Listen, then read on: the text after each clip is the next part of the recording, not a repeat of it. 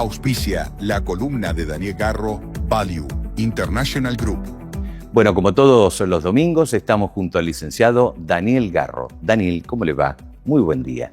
Hola, ¿qué tal? ¿Cómo están?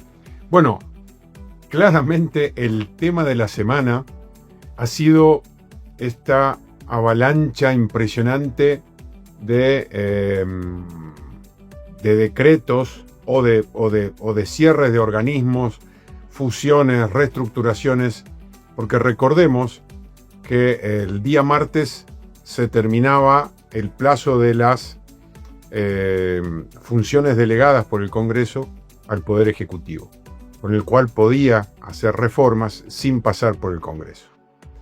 Muy bien, hubieron cierres de organismos, fusiones de organismos, reestructuraciones de organismos, eliminación de direcciones y programas en lo que hace a la parte burocrática, digamos. Y por supuesto, como siempre ocurre, hubieron muchas fake respecto a que se cerraban tales programas, no iban a entregar medicamentos. Nada de eso es verdad. Simplemente hay reestructuraciones. ¿Por qué? Porque todos estos organismos, programas, direcciones, eran utilizados por los gobiernos anteriores, sobre todo por el último, para cajas políticas. Entonces la idea es cerrar lo que no sirve, reestructurar y hacer eficiente lo que tenía programas más o menos que servían, y hacer eficiente el proceso. Es decir, habían lugares donde el 80-85% de los empleados eran administrativos. Eso es claramente caja política. La idea es que eso no puede existir más.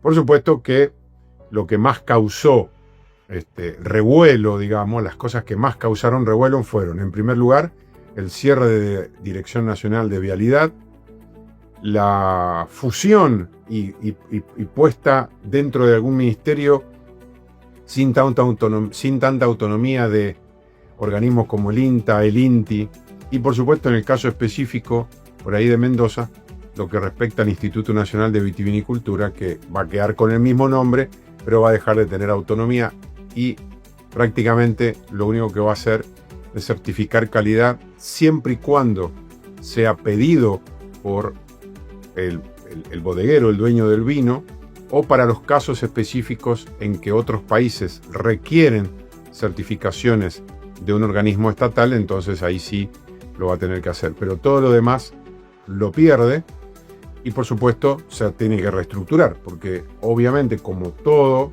organismo estatal estaba lleno de cajas de todo tipo. Y además que siempre se presta para cuestiones de corrupción. Te apruebo tal cosa si me pagas tal peaje y demás. Entonces, la eliminación de todo esto ha sido el final de este año de facultades delegadas al Poder Ejecutivo.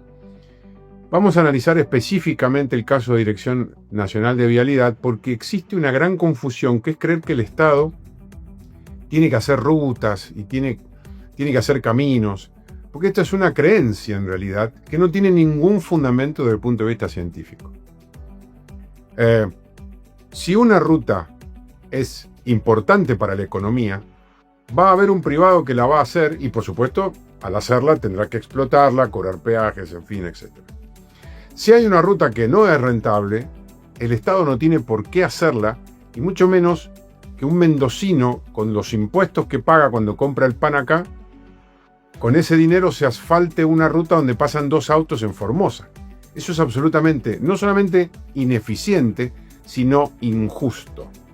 Es decir, si esos lugareños quieren tener asfaltadas sus rutas por donde pasan 2 autos por mes, pues que lo hagan ellos y no que sea pagado con impuestos de otras provincias en donde hay gente acá que, por ejemplo en Mendoza o en Córdoba o en Neuquén, que con sus impuestos tienen que pagar el asfalto de una ruta, de un trayecto de ruta nacional en Formosa, donde a lo mejor pasan 2 autos. Es decir, todo va a estar bajo reestructuración y análisis.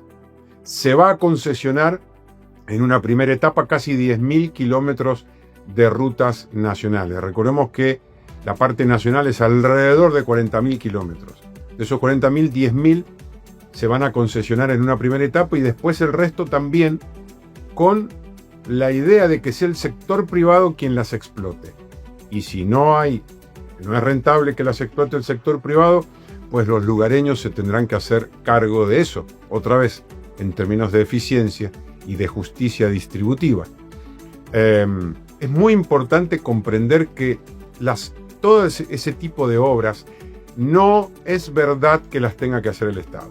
Digo esto porque en Mendoza también se está empezando a hacer todo tipo de obra pública, rutas, puentes. Lo tiene que hacer el sector privado. El Estado no tiene que gastar un solo peso o dólar para hacer eso. Eso es keynesianismo puro y duro, que no solamente ha demostrado ser ineficiente, sino fuente de corrupción. De hecho, una ex presidenta de la Nación está preso por ello. Pero la corrupción, te diría que es lo de menos. En realidad el tema es que aunque lo dirigiera la Madre Teresa de Calcuta, es desde el punto de vista científico absolutamente ineficiente. Muchas gracias, Daniel. Hasta la semana próxima. Chao, hasta la próxima. Auspicia la columna de Daniel Garro, Value International Group.